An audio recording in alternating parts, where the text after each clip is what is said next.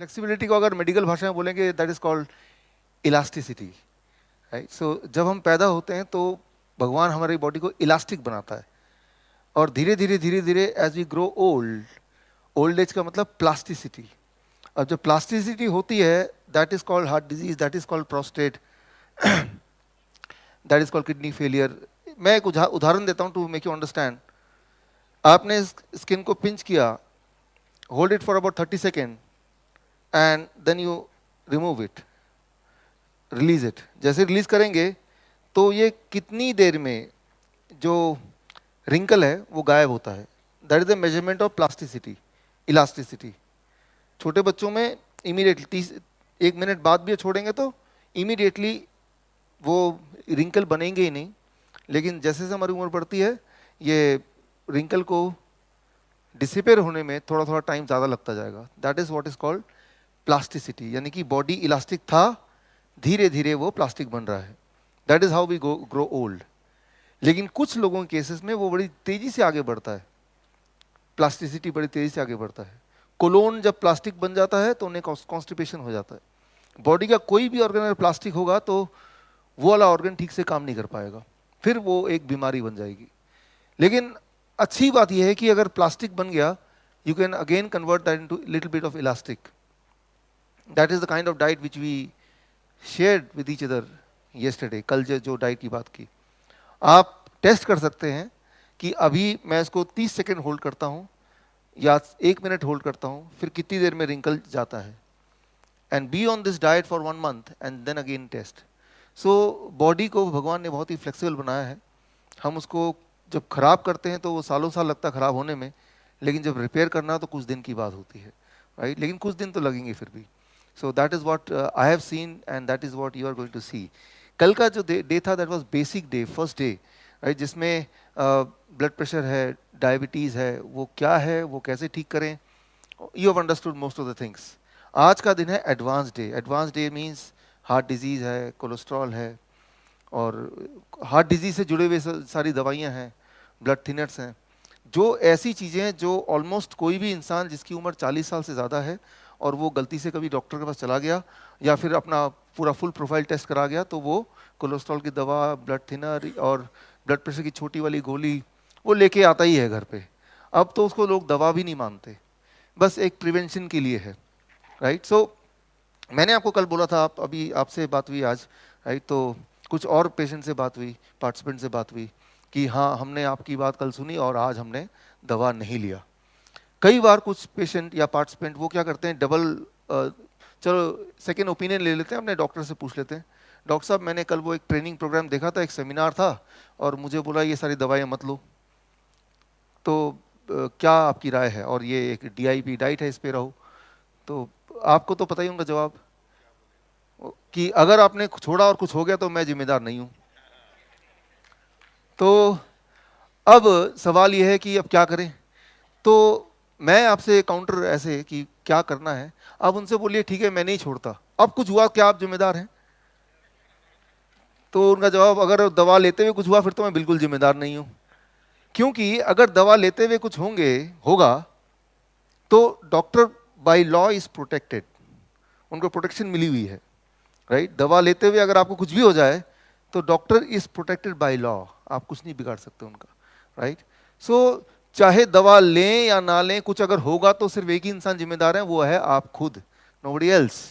तो अगर आपकी ही जिम्मेदारी है फिर तो आपको ही अंडरस्टैंड करना पड़ेगा सारा कुछ, राइट। जिम्मेदारी कभी भी आप देखेंगे डॉक्टर को, अगर कुछ भी आप काउंटर क्वेश्चन करेंगे, ये दवा छोड़ दूं ना लूं, तो पहला होगा कुछ हो गया तो मैं जिम्मेदार हूं।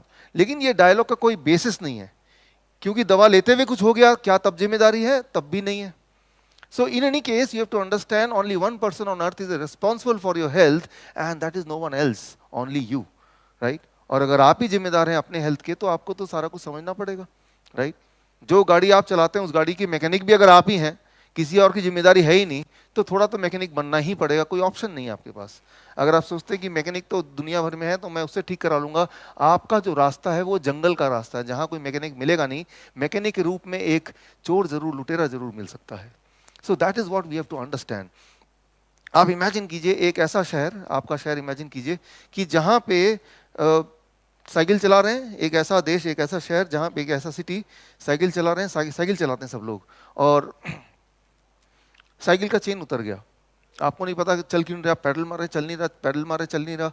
तो वहाँ पे साइकिल स्टेशन बने हुए हैं, रिपेयरिंग स्टेशन, और टाई पहन के इंजीनियर्स हैं जो वहाँ इक्विप्ड हैं, जो कई कई साल की पढ़ाई की है साइकिल के ऊपर। तो कितने वेलोसिटी में कितना एक्सेलरेशन होगा, कितना स्पीड होगा, सारा डायनेमिक्स और स्टैटिक फ्रिक्शन, काइनेटिक फ्रिक्शन, जितने सारी चीज़ इन्वॉल्व होंगी, सारा कुछ। वो आपने उसको बोला कि देखो साइकिल में पैडल तो मार रहा हूँ, चल नहीं रहा, तो बोलेगा ठीक है भाई, मैं इसका स्टैटिक फ्रिक्शन देखता हूँ, काइनेटिक फ्रिक्शन देखता हूँ, इसका एक्सेलरेशन कितना था, विंड का क्या था, कुल मिला के फिर बोलता है कि भाई अब ठीक नहीं हो सकता ये, बस आप साइकिल में बैठिए, हम यहाँ से धक्का मारेंगे और कुछ दूर तक जाएगा, तो वहाँ पे एक और आदमी मिल जाएगा आपको, हमारा एक और स्टेशन, वो थोड़ा धक्का मारेगा फिर आगे जाएगा। तो आपको लगता है यही होगा, अब तो चलो कोई इलाज ही नहीं है, तो वो धक्का मार देता है उतने दूर तक जितने दूर पे अगला वाला साइकिल स्टेशन है। वो भी एक इंजीनियर है, उसने भी 7 साल की पढ़ाई की है अपनी, राइट, और वो पढ़ाई बिल्कुल सेम है, तो वो भी सेम ही भाषा बोल रहा है, और बोल रहा है ठीक है अगली धक्का मैं मार देता हूँ, और हर धक्के का एक कॉस्ट है, एक पैसा है, राइट। तो इस तरह से उसकी गाड़ी तो आगे बढ़ती जा रही, बढ़ती जा रही, बढ़ती जा रही, और जाते जाते अचानक हम जैसा, आप जैसा कोई एक आदमी मिल जाता है, वो बोलता है यार ये चेन लगा दो, आपको धक्के मारने की जरूरत ही नहीं है, तो उसका तो धंधा सबका ठप हो गया।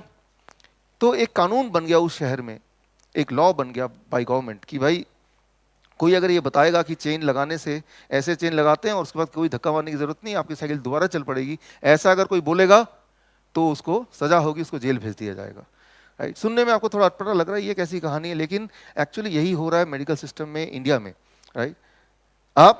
आप में से काफ़ी सारे लोग हैं जिन्होंने इस तरह का डाइट पहले से भी किया है, आज की बात नहीं, आज से कई महीने पहले, और कई आप में से बताया भी कुछ लोगों ने कल मुझे, राइट। सो आपने देखा कि आप बिल्कुल ठीक हो चुके हैं, और कई बार तो आप कुछ भी खा लें तब भी ब्लड शुगर नॉर्मल रहता है, that means you are cured. लेकिन अगर लीगली अगर अगर आप बोलेंगे कि डायबिटीज क्योर हो सकता है, cure word the moment you use it, so that is punishable offence in India, right. एक लॉ बना था 1952 में, जो कि अभी भी पकड़ के बैठे हुए हैं, Indian medical association, food and drug administration India का जो है, कि वो लॉ ये कहता है कि डायबिटीज क्योर नहीं होता, हाइपरटेंशन क्योर नहीं होता, जबकि ट्रुथ ये है कि वो हर बार क्योर होता है, जैसे कॉमन कोल्ड क्योर होता है, जैसे कोई पिंपल आता है तो जाता भी है वो पिंपल, राइट। एक स्टोन आता है तो स्टोन अपने आप डिजॉल्व भी होता है। सो उस तरह से diabetes, hypertension, these are curable thing, लेकिन वो एक लॉ बना दिया 1952 का लॉ, और उस लॉ को पकड़ के बैठे हुए हैं कि अगर कोई बोलेगा क्योर तो बस उसको तो जेल में बंद कर दो। हमारे कुछ ऐसे डायबिटीज एजुकेटर हैं जिनको जेल में बंद भी होना पड़ा, तो उन्होंने मुझे फ़ोन किया, मैं इसलिए बोल रहा हूँ कि आप में से किसी को अगर बाहर जाके बोलेंगे तो मैं पहले से आपको अलार्म कर दूं भाई अब आप जिम्मेदार हैं, मैं नहीं जिम्मेदार हूँ, राइट।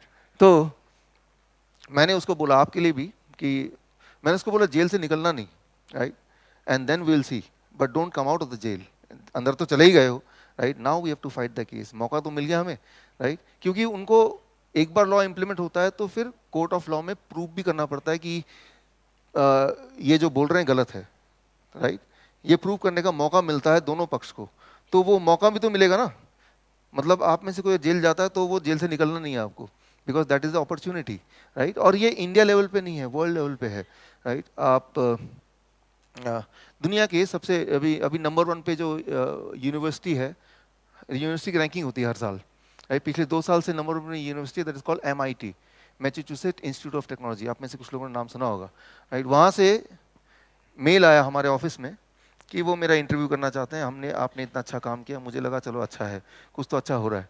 इंटरव्यू देने के बाद फिर उन्होंने एक लेख छापा, वो गूगल में मिल जाएगा आपको।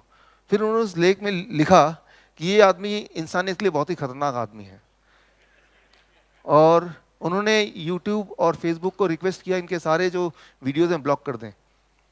तो फिर फेसबुक का जवाब भी उन्होंने छापा, आप पढ़िएगा, कि फेसबुक ने बोला हमने इनके सारे वीडियो देखे हैं और उनमें जो तर्क हैं वो तर्क साइंटिफिक हैं, इसलिए हम ये वीडियो को ब्लॉक नहीं कर सकते।